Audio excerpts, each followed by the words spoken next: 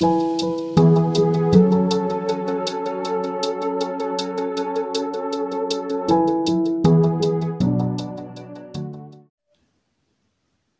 friends, how are y'all doing today? Wanted to come on here and ask, first of all, have you gotten your book to read along with me, The Clingy Type? The Clingy Type. I'm actually going to jump on into the material today in chapter 1. I think the best way to kind of set it up is to go chapter by chapter. And I'm not sure how many videos per chapter, but let's just jump on into chapter 1. Chapter 1 is called Clinging to Darkness. Clinging to darkness, right? You know, it's so interesting because I love the verse in Matthew 6, and I love how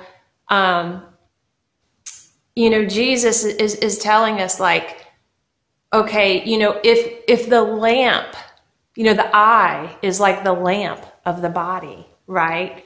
And I mean, we have these natural eyes, but we also, in our spirit, the true person, the hidden person in us that only you know is there, right? Only you know you know, if it's good, if that eye is good, right, then your whole body will be filled with light.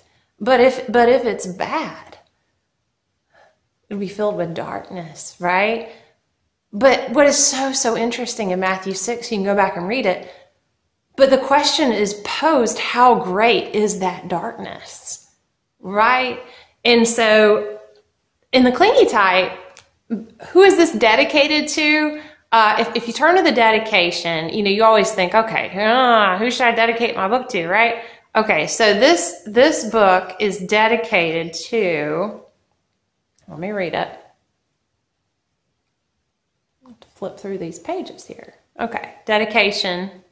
This book is lovingly dedicated to the souls who are discovering their desperate need for Jesus.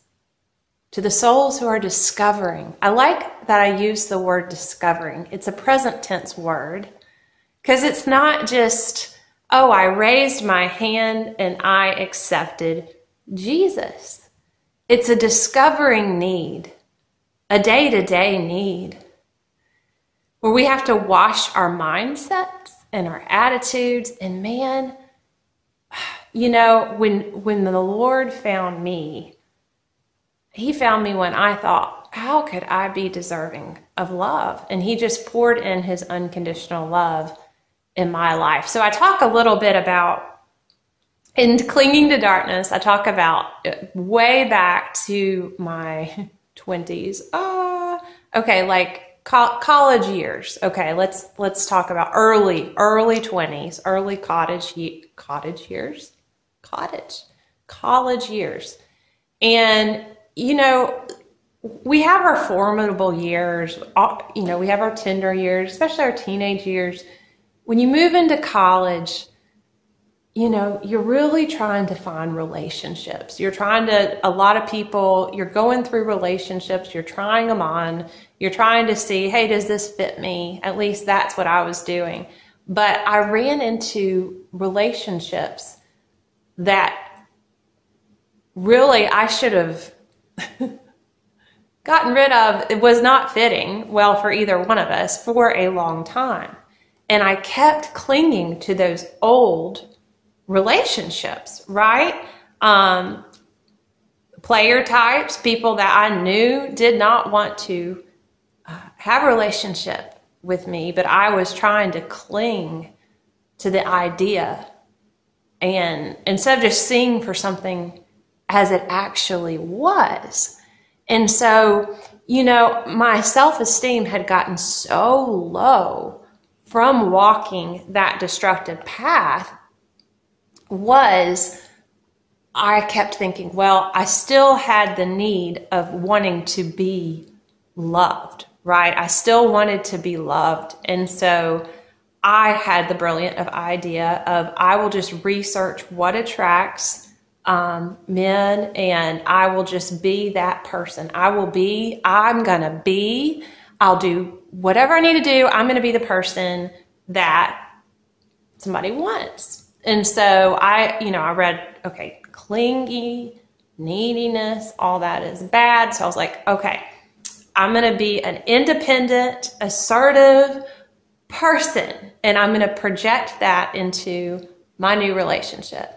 And that was very interesting. I actually tried to take that strategy with my husband, and it flopped.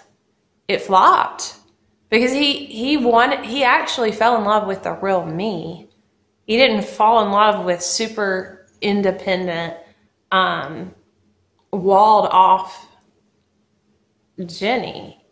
And our arguments and our discussions and our clashes all came from me not being me, and he just wanted to relax, and he wanted to be himself, and he wanted me to be myself.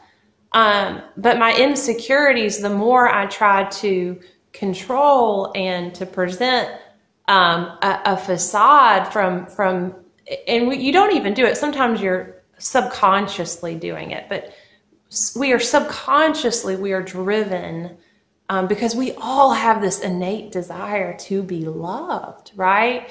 But when we're doing it as a motivating force and we're trying to change ourselves, and we become more performance driven to earn love instead of just receiving love, then that's a great area of darkness in the way that we're seeing things, right?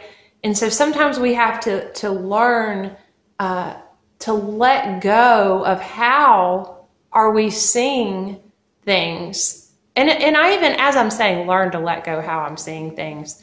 It takes love, right? That's what it took for me. It took an encounter of unconditional love humanly, where my husband loved me at my worst, where I was studying for exams, my face was completely broken out, my self-esteem was at rock bottom. He says he loves me during that time, right? So yes, we had a little rocky start, but things, as we began to form genuine trust, that's when things turn the corner. And so God knows the area in your heart where you have disconnected, or whether you are trying to earn someone's love, being performance-based, or whether you have detached. Because really, we're going to go from one end of the spectrum to the other. We're either going to be super independent, we got this, we're going to be very self-reliant, but even that can drive you to a place of emptiness. Or we're going to be super, super dependent and needy, but either way, we still have this innate desire to be loved without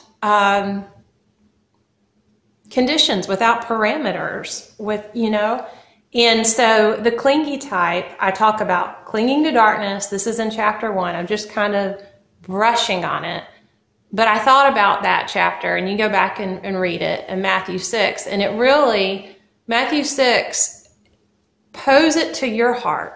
If that eye is bad, how great is that darkness? How are you seeing relationships?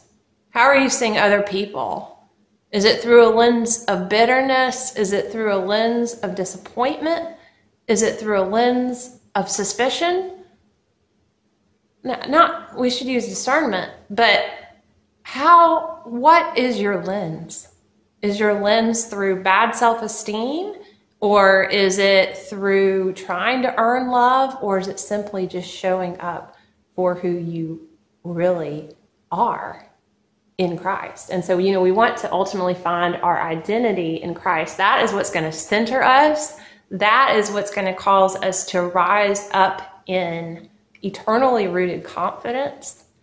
So the clingy type, chapter 1, check it out. It is on Amazon. like I said, that is just one layer, as my husband says, one layer of the onion. There is a lot packed in here, and I hope we can journey together. God bless you. Have a wonderful day.